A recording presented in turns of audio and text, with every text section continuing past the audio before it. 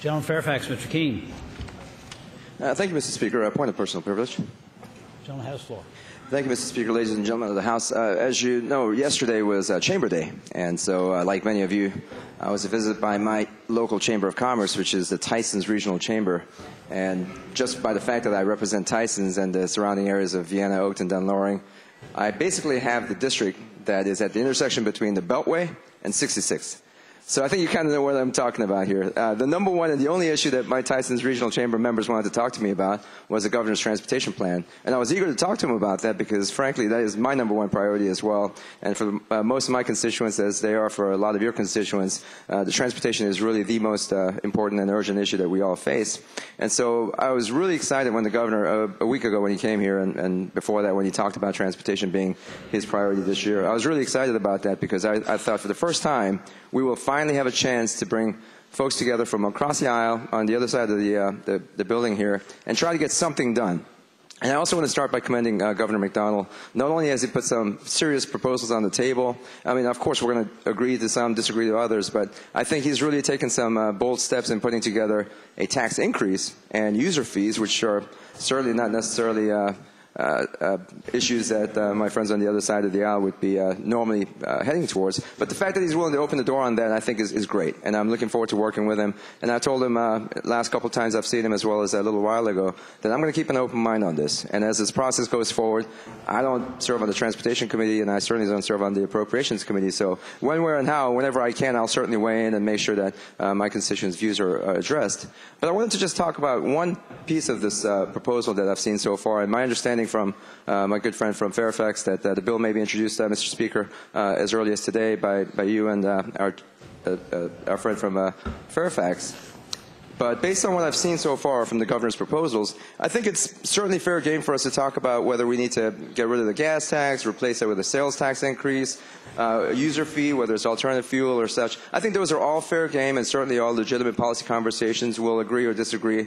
But the one thing that, out of the package of 5 or 6 proposals that I've skimmed through, and I thank the governor's staff for presenting this nice binder here for us, but the one thing that, in my mind, sticks out like a sore thumb is this notion that the Internet tax issue that we all know about in Congress, the Marketplace Equity Act or Marketplace Fairness Act, the fact that we are, down here in Richmond, we are relying on Congress to pass something before July for us to start collecting taxes from vendors and from customers all around the United States, all 50 states, so that we can start putting $170 million now, $200 million next year, and so on. It's up to $1 billion of transportation funding from a source that is certainly not a viable option at this stage as we speak. I happen to speak from a perspective here that I thought I'd share because I worked on this bill, the Marketplace Equity Act or Marketplace Fairness Act. Back then, we called it the Internet tax issue.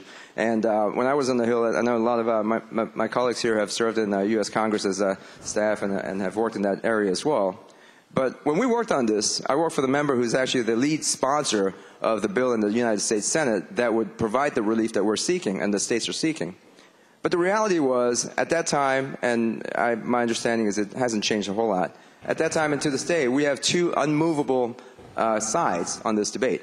One side that says states ought to collect these taxes because these are taxes that are owed to us because their sales are being done and these are products and services that the residents are benefiting from. Therefore, states ought to be able to collect that. And I think that might be the right policy position. The other side says states like New Hampshire, Oregon, and other states where there is no sales tax, they're saying this is Congress telling these certain states to start collecting taxes on something that that state decided not to do. So these are very complicated issues, and to make matters worse, we have huge Internet companies and technology companies on all sides of the issue. I know one company in particular has switched its position recently because of its physical presence.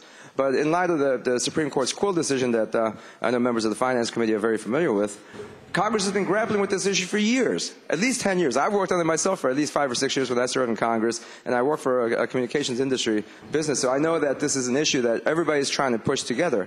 And yet for us in Virginia here, to rely on a dysfunctional Washington, D.C., with Congress that can't even pass the fiscal cliff until the midnight of the night before the deadline, for them to say that they can turn around and pass something as big and complex as this bill by the end of this, by June, so that starting July, we may be able to take that money and start using that as part of our transportation fund. I just think that's a bit of a far-fetch. And the reason I want to mention this is because I think two things. One is, I haven't been here too long, and you all know that I don't understand this process here as much as some of you do. But just from a precedent perspective, I just feel that we're maybe going down the wrong road by us relying on something that Congress may or may not do as a source of revenue that may or may not come to us so that we can start funding a project that is immediate to us. So I just think that this might be the one area where we might have some strong disagreements on. But more importantly, I think that we as members of the General Assembly might be doing our constituents and voters a disservice by signaling to them that, yeah, we in fact are going to find $200 million or $300 million that's going to come to help you with your sidewalks, your constructions, your off-ramps, by talking about how this money is going to be coming out and it's not going to be a new tax raise. It might sound good for us on the campaign trail, but frankly, it's not reality. So I just think that all of us need to just focus on what's doable, what's possible, what can the 100 of us in this room and the 40 members on the other side, what can we do right now to get this done? And as I said in the beginning, I commend Governor McDonald for putting this on the table. I'm looking forward to working with him. I'm going to keep an open mind, and I really appreciate the fact that the governor came to the Democratic caucus a little while ago to really talk to about this. So I'm looking forward to having a serious conversation, substantive, but I really certainly hope that we can keep some issues that we just don't think are possible and tie that to this issue that is so urgent for all of us. So I beg the indulgence of the House, but I just wanted to share my thoughts. Thank you, Mr. Speaker.